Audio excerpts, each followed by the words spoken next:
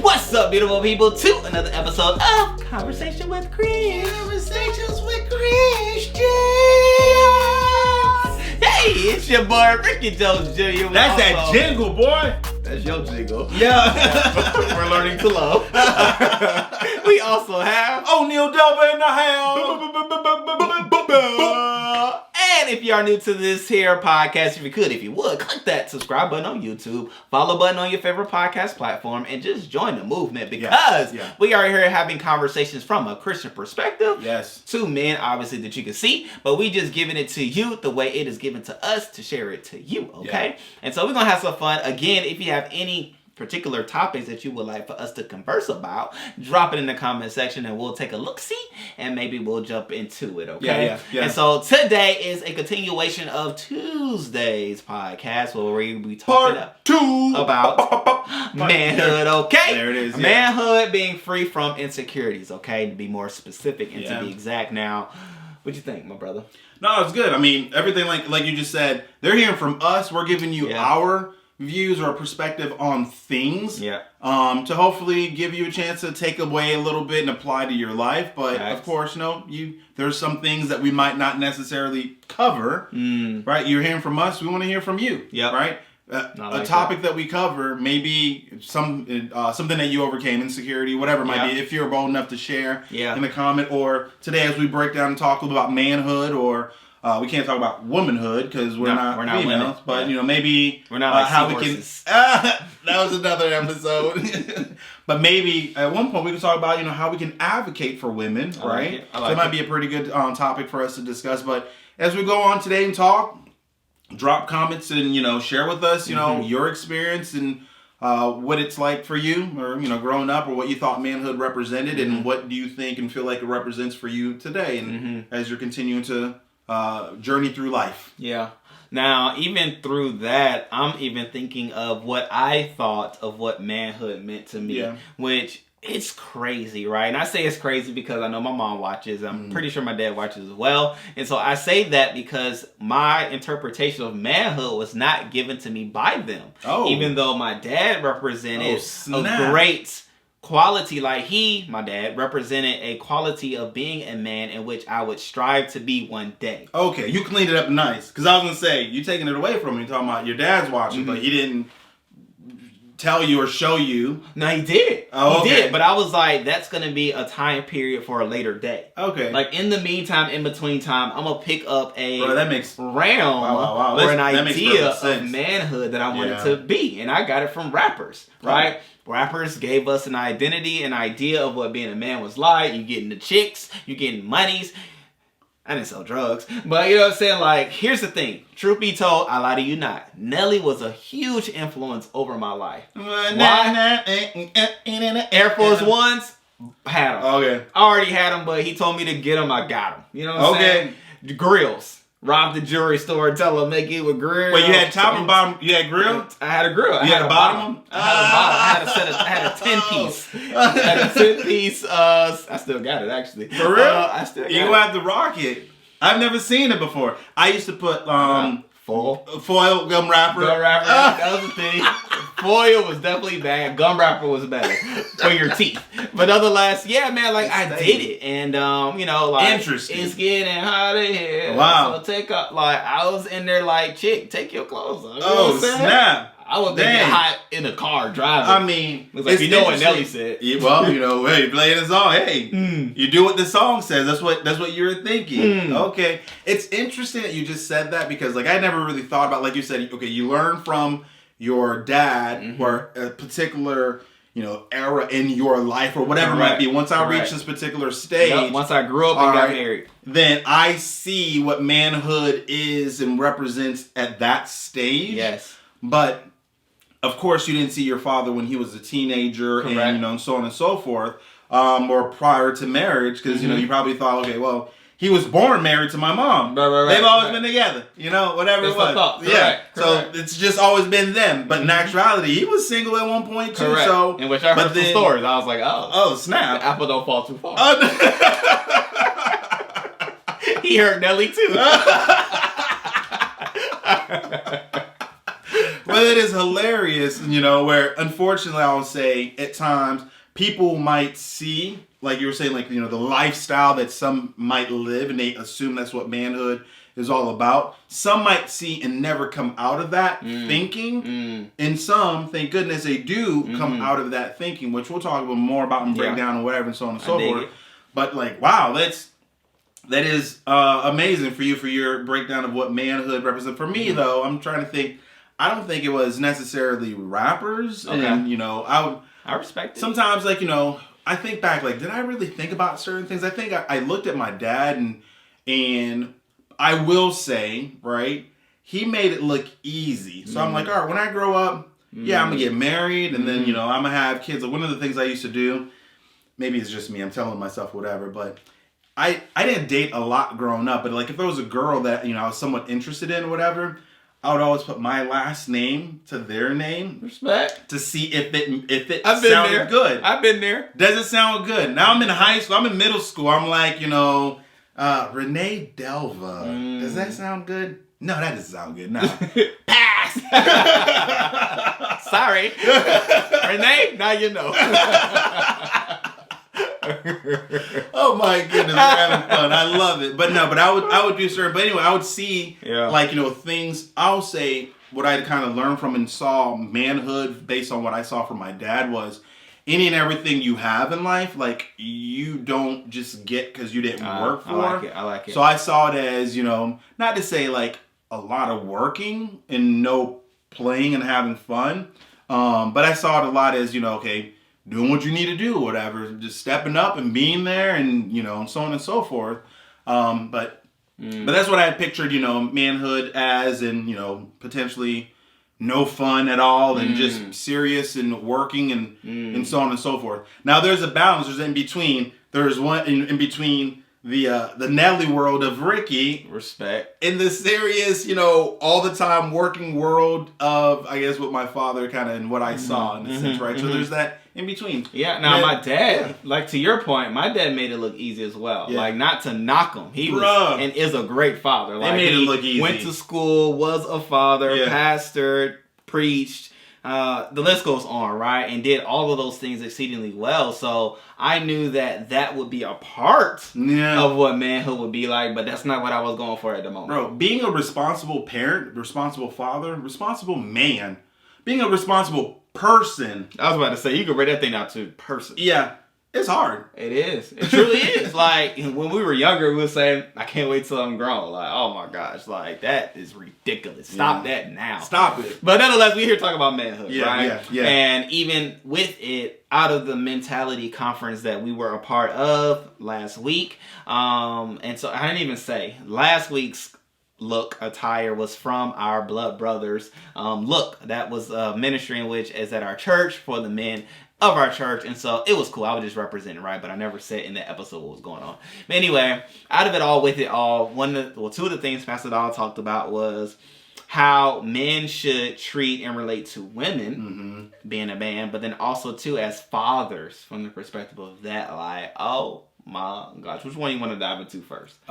We could dive into as fathers first. As fathers, we could dive into that. Like, you remember the line that he dropped, or would be the like? I don't remember. Okay, so he was like, "Men, we should be as like fountains that is flowing love. Like, we should be the love fountain for our families, flowing love for our wives, for our children, that's true, and for those that are around us as a unit. We should be those that are showing and spreading love, which is so cool. Like I love love, so I was already like, I'm not gonna say I was like there and perfect, but I was in that mindset. I had that mentality, but I didn't see it the way into the fullness of which he was teaching of. And so, like, there should always be love. Love should be shared from men to our children, which I had it with the mindset because I could tell growing up, long story short, the different women that I was coming in contact with that didn't have a father in their lives, like, I could tell immediately, right? And so I knew I didn't want that for my children, for my daughter, for my son, and the list goes on. So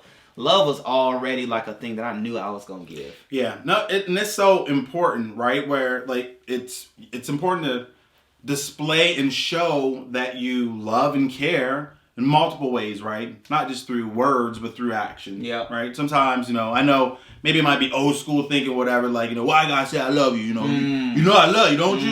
You eat, don't you? You got a roof over your head, don't you? Yes, sir.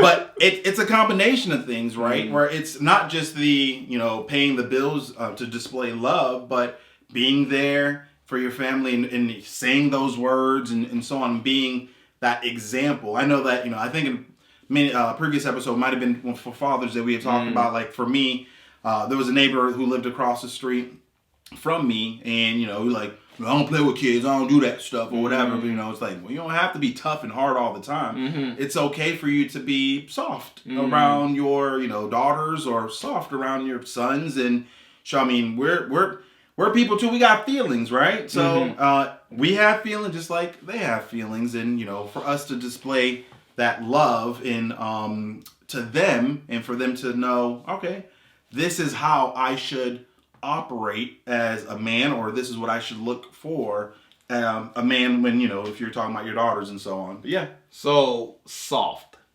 You said it's okay for us to be soft. Yeah. What does that mean to you? Because I have my perspective of soft. Okay. However, you said it, so I'm here to hear your perspective. To be soft, to me,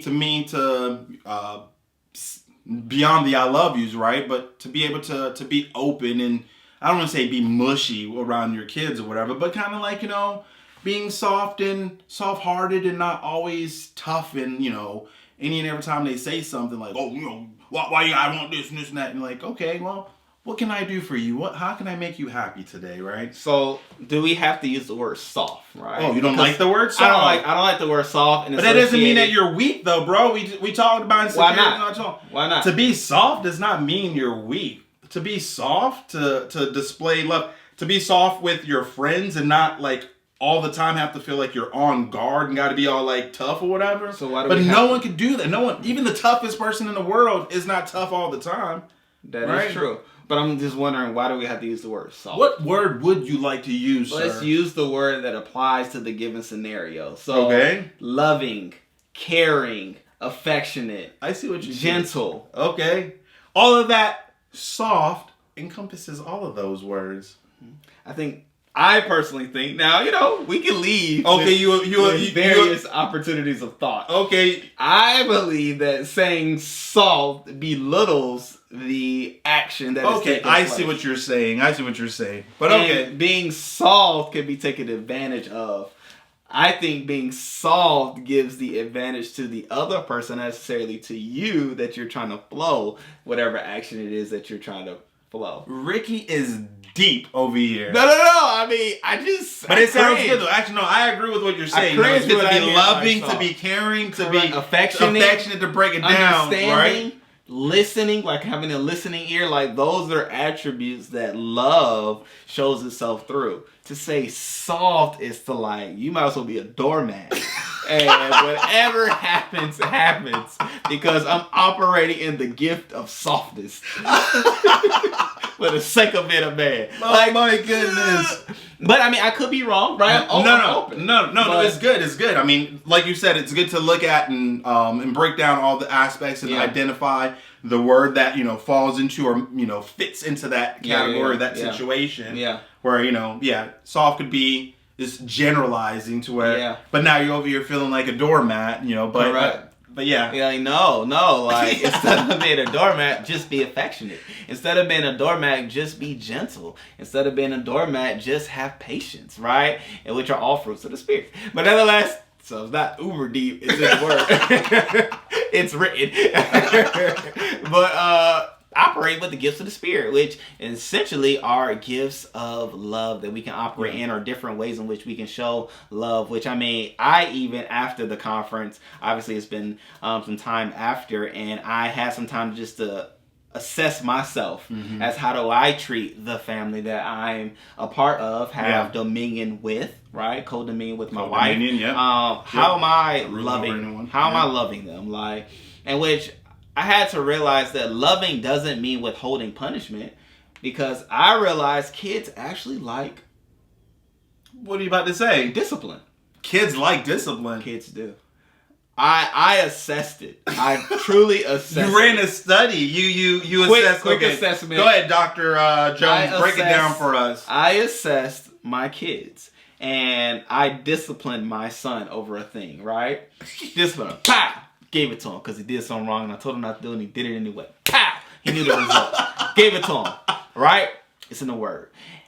After that, at the end of the day, my son came around and said, Daddy, I love you. Okay. My man. And then he said, I'm sorry, which I don't even like sorry. Okay. I don't like sorry. You don't like the word I'm sorry? No, you don't like sorry? I don't. You're never sorry. You apologize for the things in which you claim to be sorry for. Okay. Well, then, you say I'm sorry, but then you say the things that you're apologizing for. Right. You apologize. You're not sorry. You're never sorry. Like, obviously I'm strong about certain things. I see. For being sorry, you're never sorry. I'm not sorry. You're not sorry, son. Crystal, you're not sorry. Rain, you're not sorry.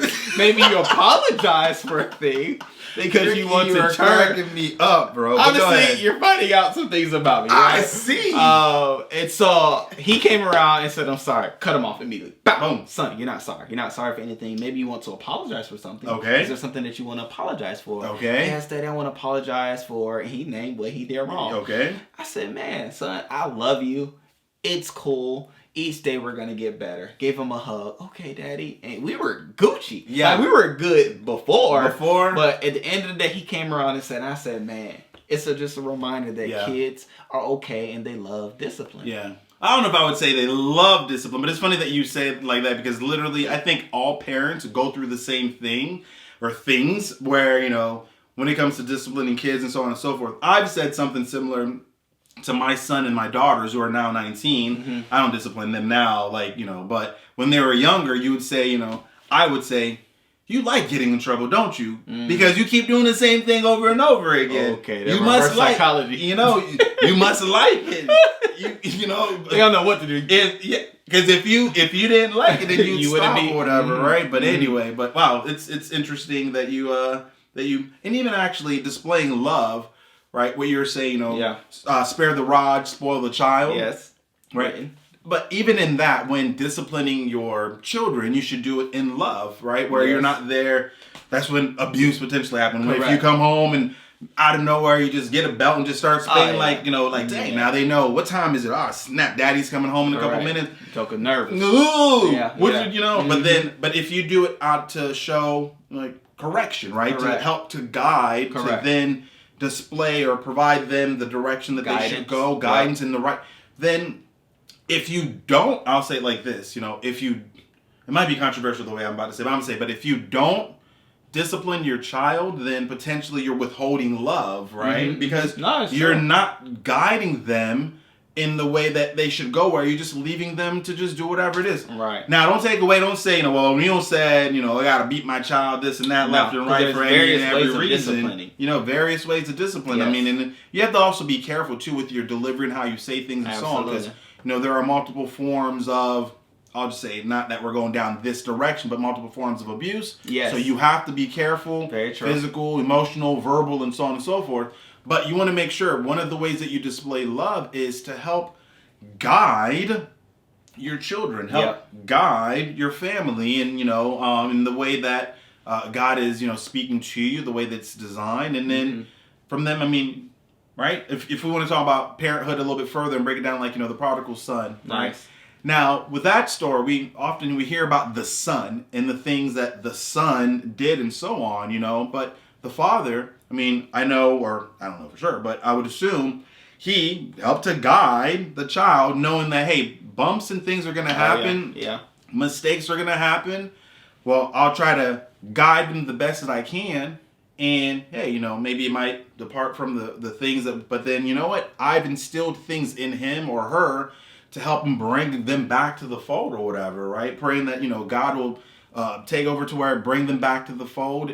But I've done my part in guiding my family, my children in the direction, the way that they should go, based on what I believe God is saying to me. But and even to that point of the prodigal son, the father showed such great love. Right? 100%. He showed the fountain of love that Pastor Dalla was talking about, because just think, his son left with his inheritance. Man. Half of his inheritance. inheritance and squandered it. Blew it. Spent it all. To the point where he was then eating from the sloughs of pigs. Just think, bro, like... That's truth nasty. be told, like, okay, we now live in a society where everybody knows everything. Yeah. But just think, like, if your son, you found out your son was eating from the troughs of pigs, like how that would break my heart. Right, and you would even probably feel like, I can't even think of the word, but like the word where you don't want people to know that about you, right? Because you insecure probably is the word, but you feeling like they gonna be talking about you because of what your son. Like, no, I gave my son half of his inheritance. He made that choice. But they looking at you like, no, but that's your son. I know, because we as parents, we think our kids are a reflection of us. Boom. Right? Boom. The way they live life now is a result of the way that we brought them up. That's what we think. That's what we think. However, not in that case. But the father saw the son coming.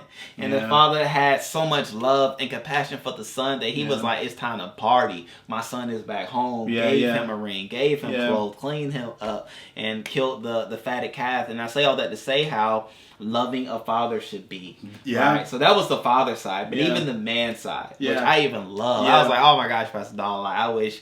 I know, well, you know, you always, hindsight is 20/20, right? You wish you knew a thing before and after, But he broke down manhood in a way that,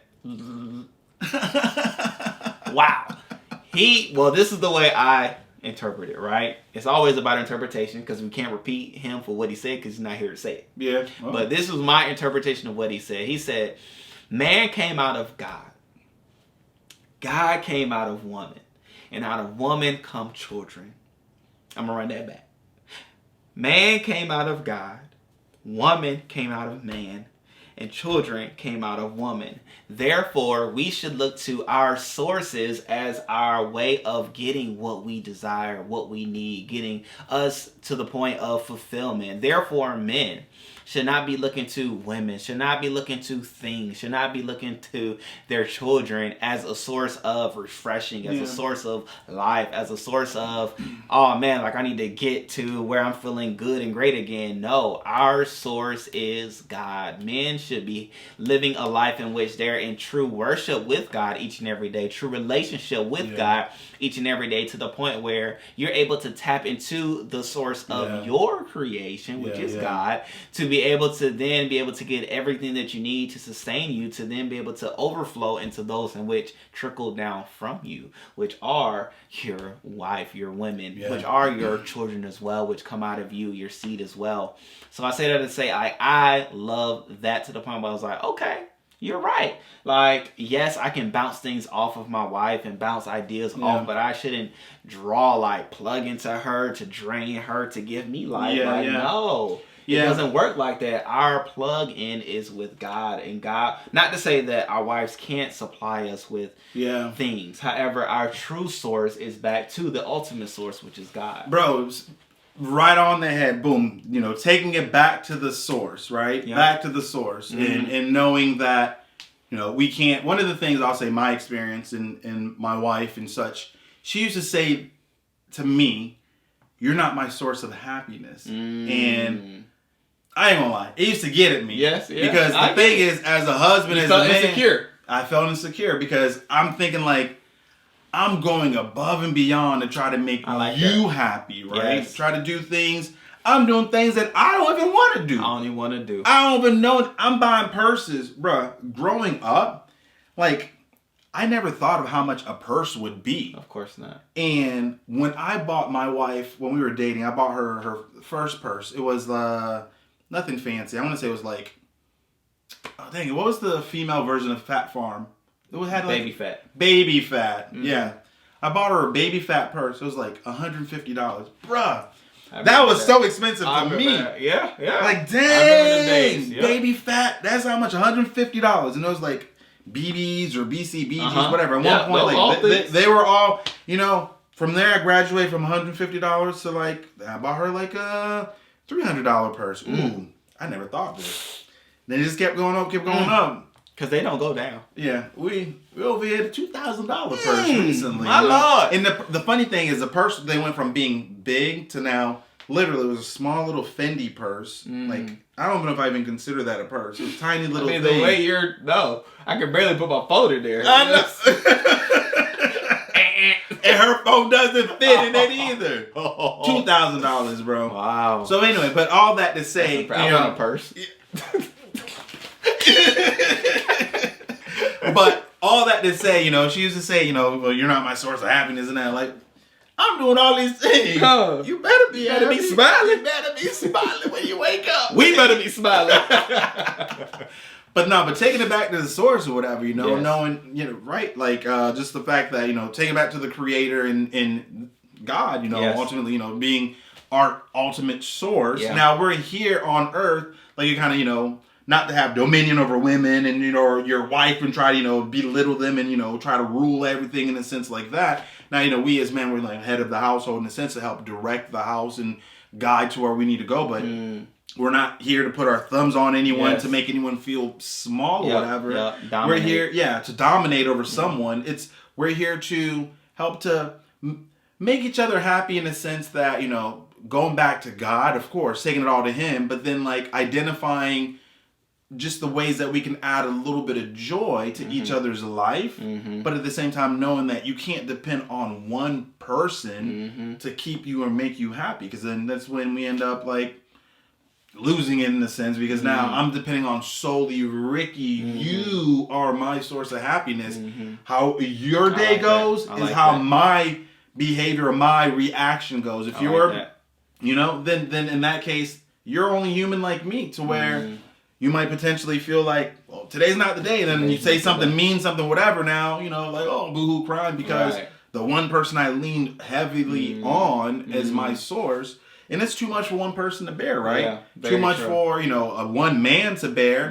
Take it back to the source, which is, And one of the things, too, I'll go ahead and say, kind of like going back to the definition of manhood, what Pastor Dollar talked about is, Jesus was the ultimate example of manhood, right? If we think about it, because sometimes when we think about, okay, going back to, as a man, they strong. You got to have some muscles, If you don't have muscles, then you're not tough. You're not a man, They always got to have, a job or whatever, I'm just, using random examples. Oh, they always have to have this, or some people might have teaching growing up or from their parents or somebody older in the family, like a man always got money in his pockets and this and that. If you ain't got, at least $1 or $10, whatever in your pocket, then you're not a man. When you start looking at those things that other people are saying to you as the definition of what it means to be a man or whatever it might be, or even in the case for females, I know we're not talking about women right now, but for a female, let's say from their perspective,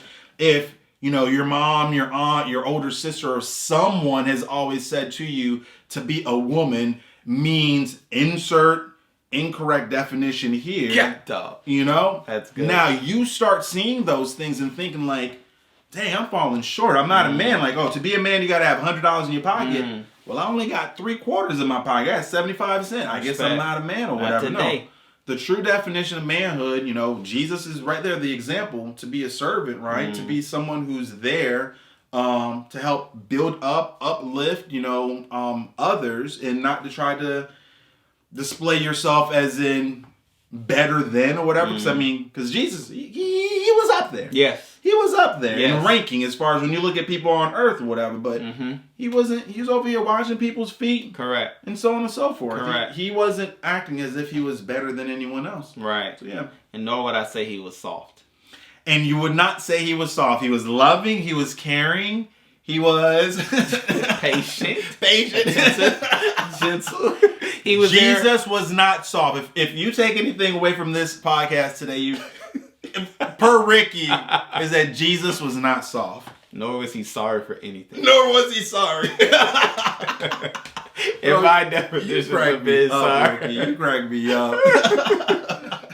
And so to wrap it up, right, what you're ultimately doing, O'Neal, and what was ultimately done is banishing the idea of man law, right? Because man law happens to be an unwritten set of rules, and some people may have taken the time to write down the different things that they thought man laws were. Yeah. And so we're abolishing that to show that Jesus is the ultimate representation of what being a man is. Yeah. And we know as fathers, there's the stream of love. Yes. But then as men, there's the source of strength. There's a source of renewal. There's a source of life. There's the source of everything that we need within God for us to be able to go into. What were you about to say? Oh, no, you're good. You're good. Go ahead and continue. Yeah. I was just thinking about, connecting it back to being a servant and so on, being a servant for, your wife or being a servant for your kids and so on. And then I was thinking too, I was going to ask you to, as far as at times too, the roles, what a man would be or represent, like, in their household or whatever,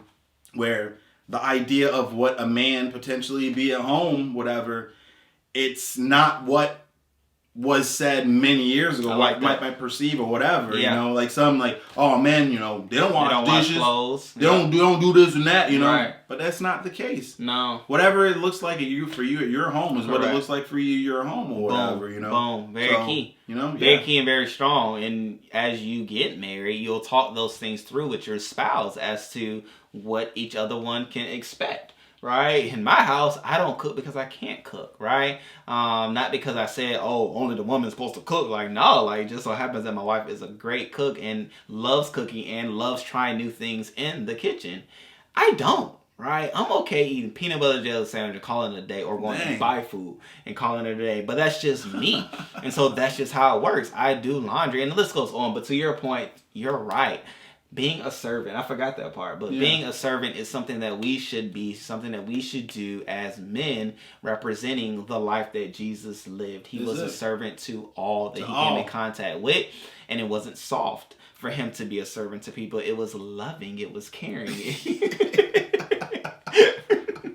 I love it. I said it to say that we shouldn't see servanthood as a form of belittling what it means to be a man. Yeah, right? exactly. Because people hear that and think lesser than, think slave, think inferior. But no, you're more superior, because, the Bible even lets us know those that are in charge, those that are leaders, are the ones that actually are the servants. And so you can't be one without the other. So, obviously we have a lot to talk about, different things that can be spoken of. Definitely let us know in the comment section if you want us to either expand on what we did say or talk about something that you may be pondering in your mind. We would love to answer those things. You can either comment or email me, and I'll put an email down below. And man, so you want me to close, or you want to close? You can go ahead and close this time. Boom, got him. And so that being said, we appreciate it and we love you all. Definitely subscribe if you haven't already done so thus far. Click that thumbs up button, all that YouTube stuff, and share it with a friend. Share it with a friend or a male that you know that may or may not be dealing with manhood issues or how to be a man, or just dealing with life that may be overcoming them.